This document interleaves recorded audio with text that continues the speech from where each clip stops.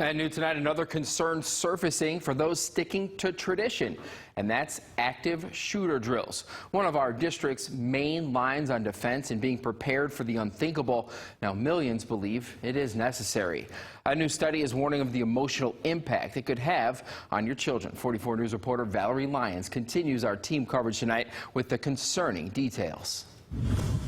A new study on the impact of active shooter drills in schools points to an alarming rise in depression and anxiety for parents, teachers, and even children as young as 5 years old after the exercise. In Indiana, each school district is required to conduct active shooter drills within the first 90 days of classes.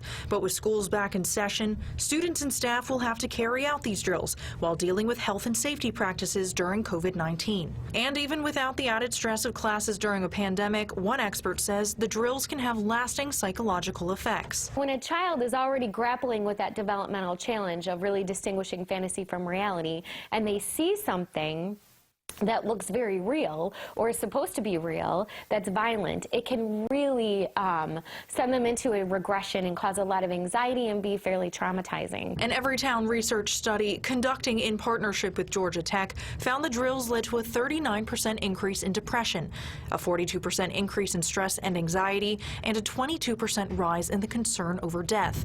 But the state says the drills must still go on.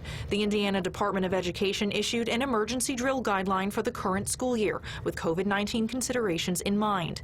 If lockdown drills involve moving to safe shelter locations, social distancing must still be followed. If a location cannot allow for social distancing, teachers and staff must find a more appropriate spot. And despite mental health concerns, local law enforcement says the need for the drills, even during a pandemic, remains a top priority. Our kids in schools are very vulnerable, and we owe it to them and their parents to try to protect the children in our schools each and every day.